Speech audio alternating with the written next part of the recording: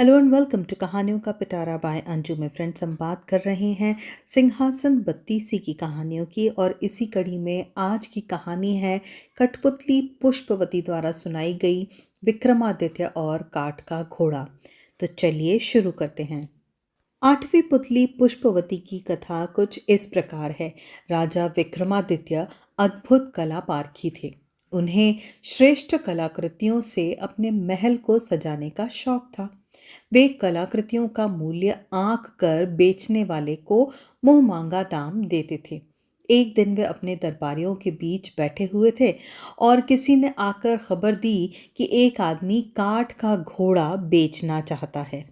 राजा ने देखना चाहा कि उस काठ के घोड़े की विशेषता क्या है। नौकर के साथ वह आदमी दरबार में आया। अपने साथ वह ऐसा काठ का घोड़ा लाया जिसकी कारीगरी देखते ही बनती थी। एकदम जीवित मालूम पड़ता था।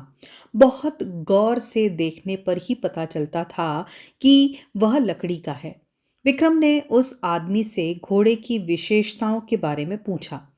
उस आदमी ने जवाब दिया कि वह घोड़ा अति तीव्र गति से जल, थल और आकाश तीनों में विचरण कर सकता है। उसके दाम पूछने पर उसने बताया कि यह उसकी जीवन भर की मेहनत का फल है, इसलिए वह 1 लाख स्वर्ण मुद्राओं से कम में उसे नहीं बेचेगा। राजा को उसकी बात जच गई और 1 लाख स्वर्ण मुद्राएं देकर उन्होंने वह घोड़ा खरीद लिया। फिर वह आदमी खुले मैदान में आकर घोड़े को उठाकर दिखाने लगा तथा उसके कल पुर्जों के बारे में सब कुछ बताने लगा। उसके संचालन की सारी विधि समझकर विक्रम ने घोड़ा अपने अश्वागार में रखवा दिया।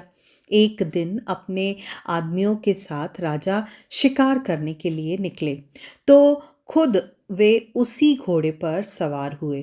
कलपुर्जों को दबाने पर उसकी तेजी इतनी बढ़ गई कि राजा को मजा आने लगा। वे भूल गए कि वे आखेट के लिए अकेले नहीं निकले हैं। अपनी टोली से बिछड़कर वे बहुत दूर आ गए थे। उन्होंने उसे हवा में उड़ाने के लिए दूसरे कलपुर्जों को दबाया और उसकी गति हवा में इतनी बढ़ गई कि राजा के लिए उसे संभालना मुश्किल जान पड़ा। उन्होंने उसे जमीन पर उतारना चाहा तो वह उसी तीव्र गति से उतरा और एक घने पेड़ की शाखाओं से टकराकर टुकड़े टुकड़े हो गया। अब उस निर्जन और अनजान जगह पर राजा अकेले थे। वे इधर उधर भटक रहे थे। तभी सामने से एक बंदरिया कूदी और अपने हाव भाव से कुछ बताने की कोशिश करने लगी। राजा कुछ समझ पाते तब तक उनकी नज़र एक कुटिया पर पड़ी। राजा को भूख भी लगी थी और वे थके भी थे। उन्होंने वृक्षों पर लदे हुए फल तोड़े और अपनी भूख मिटाई और एक वृक्ष के ऊपर चढ़कर लेट गए। वे विश्राम कर ही रहे थे कि एक सन्यासी आया और बंदरिया को इशारा करके अपने साथ कुटिया में रखे 2 घड़ों के बीच में बैठने के लिए कहा। उसके बाद उसने एक घड़े से चुल्लू भर पानी लेकर बंदरिया के ऊपर छींटे मारे। बंदरिया एक अत्यंत रूपवती राजकुमारी बन गई। उसने सन्यासी के लिए भोजन पकाया तथा जब सन्यासी भोजन करके लेटे तब उसने सन्यासी के हाथ पैर दबाए और सन्यासी आराम से सो गए। जब सुबह हुई तो सन्यासी ने दूसरे घड़े से चुल्लू भर पानी लेकर राजकुमारी पर छींटे मारे और राजकुमारी फिर से बंदरिया बन गई। उसे लेकर सन्यासी कुटिया के बाहर आए और उन्होंने उसे वन में विचरने के लिए स्वतंत्र छोड़ दिया और स्वयं चले गए। उनके जाने के बाद बंदरिया को लेकर विक्रम कुटिया में आए और घड़े में से पानी लेकर बंदरिया पर छींटे डाल दिए। बंदरिया फिर से अनिद्य सुंदरी बन गई।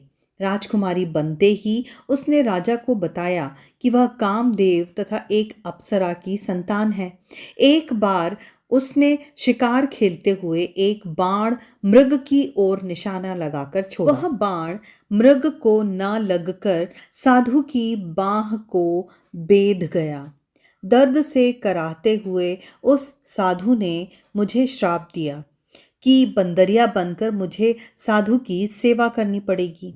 जब मैं रोई गिड़गिड़ाई और कहा कि ये सब अनजाने में हुआ है, तो उन्होंने पसीज कर श्राप से मुक्ति का रास्ता बताया। उन्होंने कहा कि राजा विक्रमादित्य आकर तुम्हें श्राप से मुक्ति दिलाएंगे तथा तुम्हारा पत्नी के रूप में वर्ण करेंगे यदि सेवा से खुश होकर साधु तुम्हें कोई चीज उपहार स्वरूप देंगे तो। मैं आपको देखते ही पहचान गई थी। अब साधु के लौटने पर मैं उनसे उपहार मांगूंगी और आप मेरा पत्नी के रूप में वरण करेंगे। विक्रम ने फिर पानी के छींटे डालकर उसे बंदरिया बना दिया। साधु आए और उन्होंने उसे बंदरिया से फिर राजकुमारी में बदल डाला। राजकुमारी ने उनसे कोई उपहार देने के लिए कहा। उन्होंने हवा में हाथ लहराया तो उनके हाथ में एक खिला हुआ कमल आ गया। उन्होंने कहा, ये कमल हर दिन तुम्हें एक रत्न देगा। साधु ने यह भी कहा कि उन्हें पता है कि राजा विक्रमादित्य उनकी जिंदगी में आ पहुंचे हैं, इसलिए वे राजकुमारी को बाकी की जिंदगी सुखपूर्वक व्यतीत करने का आशीर्वाद देते हैं। साधु ने उसके बाद राजकुमारी को अपनी कुटिया से सहर्ष विदा किया। राजकुमारी अब पूरी तरह शाप मुक्त हो गई। विक्रम ने तब दोनों बेतालों का स्मरण किया जो उन दोनों को नगर की सीमा तक पहुंचाकर गायब हो गए। नगर में जब उन्होंने प्रवेश किया तो एक बच्चा कमल के पुष्प को प्राप्त करने के लिए मचल उठा। विक्रम ने वह कमल का फूल बच्चे को तुरंत देकर संतुष्ट किया। फिर वे महल में पहुंचकर राजकाज देखने लगे।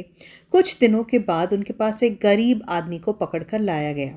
उसे बहुमूल्य रत्न बेचने के आरोप में बंदी बनाया गया था।